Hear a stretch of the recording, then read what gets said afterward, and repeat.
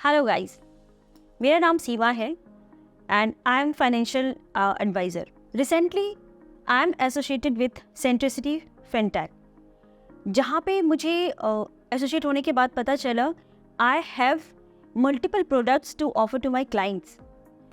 It's not only about mutual funds.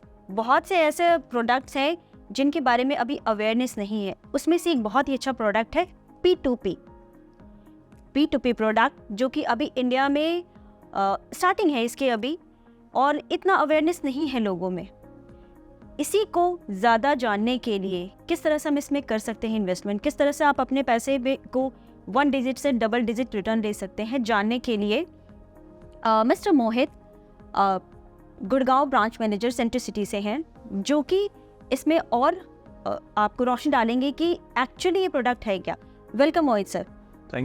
Thank you ma'am and welcome all viewers on behalf of Centricity.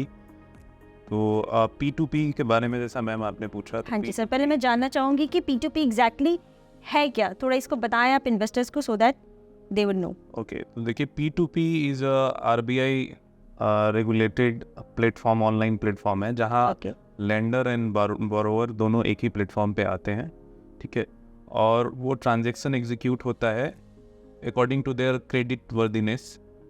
और इसमें ये क्या है कि it's a new age debt alternative asset class, जहाँ investor अपना double digit में return कमा सकता है और बहुत ही कम रिस्क के साथ.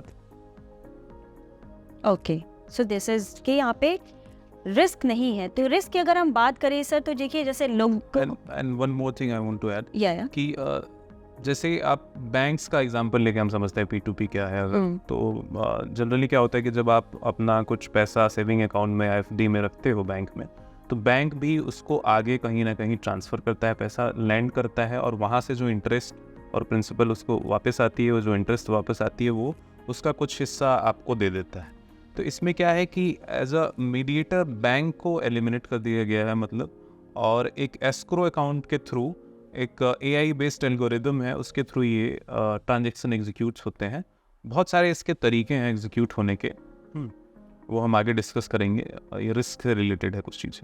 ओके, तो जैसे रिस्क की बात कर रहे हैं अब सर, आप कह रहे हैं कि एस्क्रो अकाउंट के थ्रू होता है. I will come to escrow account also, but उसके पहले मैं जानना चाहूँगी कि जैसा कि लोगों का ना कि म्यूचुअल फंड्स में लोग इन्वेस्ट करते हैं तो दे फील कि भाई ये रिस्क है, मे बी आर अमाउंट जो है वो लॉस भी हो सकता है, प्रॉफिट भी हो सकता है.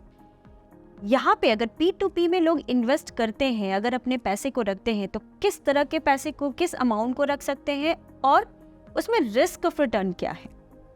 ओके, देखिए रिस्क तो हर जगह एसोसिएटेड है. अब बैंक में FD में भी रखें, वो भी रिस्क ही एक तरीके से. अगर वो FD का रिटर्न आपके इन्फ्लेशन को बीट नहीं कर रहा है, somehow you're eating away your money or destroying your money, तो वो भी एक रिस्क है.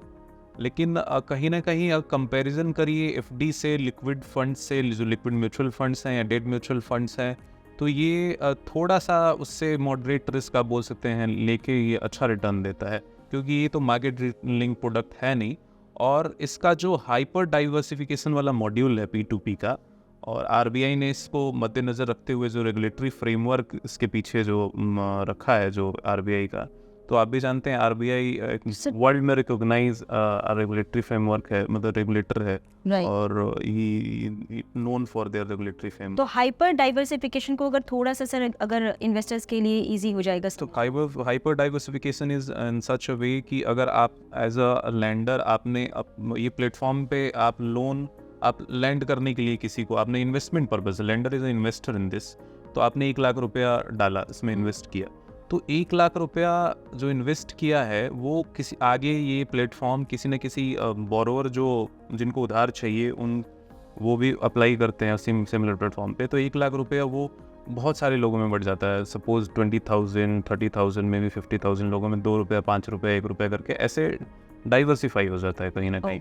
तो उससे जो डिफॉल्ट के चांसेस होते हैं ना, वो बहुत कम हो जाते हैं. छोटे छोटे डिफॉल्ट्स भी होंगे, 2-4 लोग कर भी गए तो 2-4 रुपए से कुछ फर्क नहीं पड़ेगा.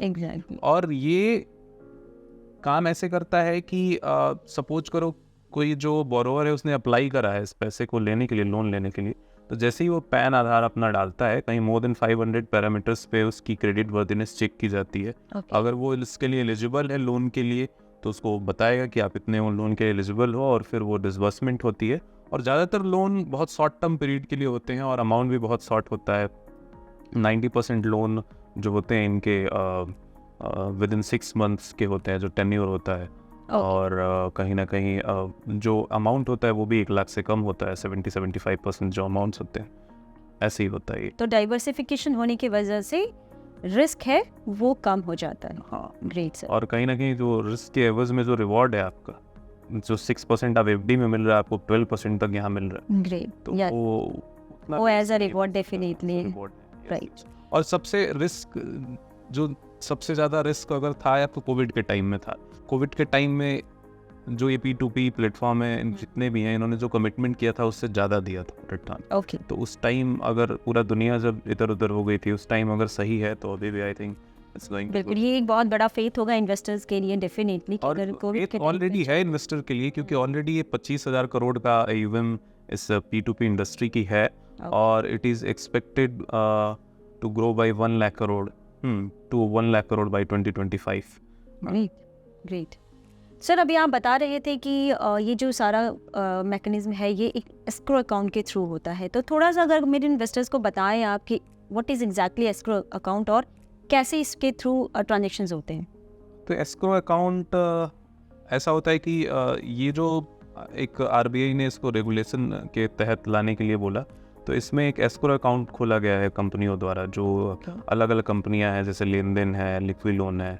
लेन देन के केस में ICICI जो एस्क्रो अकाउंट है। तो ये लेन देन जो प्लेटफॉर्म है, इसके पास आपका पैसा नहीं रहता। लेंडर जो लैंड किया है पैसा, और बरोबर उनका पैसा जो इंटरेस्ट आता है वहाँ से बदले में लोन लेने के बाद, और प्रिंसिपल वो P2P प्लेटफॉर्म के पास नहीं आता, तो एस्क्रो अकाउंट में आता है, और वहीं से ट्रांजैक्शन एग्जीक्यूट होती है। बस उसके पास एक राइट होता है P2P प्लेटफॉर्म्स के पास कि वहाँ से वो अपना प्लेटफॉर्म मैनेजमेंट फीस ले सकते हैं। वो भी तब ले सकते हैं जो उन्होंने कमिटमेंट की है रिटर्न, कि मैं 12% दूंगा, उसके बाद ही वो अपना उसमें से ले सकते हैं। हाँ, ये आपने बहुत अच्छी चीज़ कही है, आप बिल्कुल सही कह रहे हैं। बिकॉज कल मैं भी सुन रही थी कि they can't charge their fee until and unless they deliver the returns Committed. what they committed. Yes. Yes, that's true. And this is a very एक स्ट्रॉन्ग पॉइंट है कि जब तक हम प्रॉफिट नहीं डिलीवर करते हैं तब तक हम we are not liable to take the charges और एनीथिंग।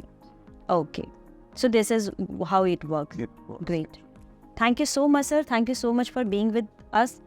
And तो I hope कि आप लोग को कुछ चीज़ें क्लियर हुई होंगी, because P2P is a definitely new product, new अभी यहाँ पे इंडिया में है। बट जैसा मोहित जी ने बहुत अच्छे से ब्रीफ किया कि किस तरह से ये सिक्योर है, किस तरह से ये किस मैकेनिज्म पे वर्क करता है, और the main thing is that कि RBI इसको रेगुलेट करती है।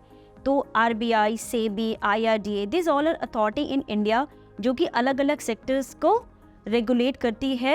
रेगुलेटरी होने की वजह से चीज़ें बहुत सेफ हो गई हैं, और India is a growing country. तो यहाँ पे आप अपने सेविंग अकाउंट के पैसे को, FD के पैसे को शिफ्ट कर सकते हैं, जो कि आपको थोड़े टाइम के लिए रिक्वायरमेंट हो सकती है। Just add on to this things, क्योंकि मार्केट में कुछ रूमर्स भी होती हैं, लाई जाती हैं कि P2P जो है ये पहले किसी कंट्रीज में उतना बढ़िया से काम नहीं किया, जैसे चाइना को लेके ही बोला जाता है।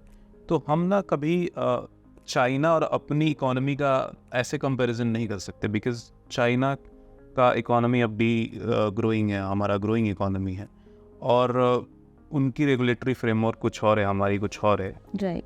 हमारा रेगुलेटर RBI है, जो वर्ल्ड वाइड अपनी रेगुलेटरी फ्रेमवर्क्स के लिए कितनी बार एक्नॉलेज किया जा चुका है। तो अगर हम कंपैरिजन कभी भी करें तो एप्पल टू एप्पल हमें कंपैरिजन करना चाहिए। अब लास्ट 2 इयर्स की बात करें तो चाइना में जो स्टॉक मार्केट जो जैसे बिहेव किया है, वहाँ जैसा चला है, लास्ट 2 इयर्स में -14% का रिटर्न है। वही अगर अब इंडिया का देखें तो positive, I think definitely we can say 20% in 2 years, last 2 years, more than that in fact. Right. तो हम इस अफवाह को नज़रअंदाज करते हुए अगर पूरी तरीके से इसके तह में जाएं तो हमें कुछ और मिलेगा, क्योंकि सभी अलग अलग कंट्रीज़ की अलग अलग इकोनॉमी कंडीशंस हैं, और आफ्टर कोविड इंडिया को एक अलग नज़रिए से देखा जा रहा है। देखा जा रहा है, बिल्कुल सही। इनका growth story is totally different because our government authorities working like that, और हमारा स्टाइल हमें वर्ल्ड वाइड रिकॉग्निशन भी मिल रही है इन चीज़ों को लेके, और चाइना के साथ इसके टोटली विपरीत हो रहा है चीज़। Great, so hope it is helpful. और अगर आपको ज़्यादा जानकारी चाहिए तो आप कमेंट बॉक्स पे लिख सकते हैं। Thank you for being us. Thank you. Thank you viewers, see you soon with other topics. मिलते हैं बहुत जल्दी आपसे कुछ नए टॉपिक के साथ। Thank you. ये कैसा था भाई साहब?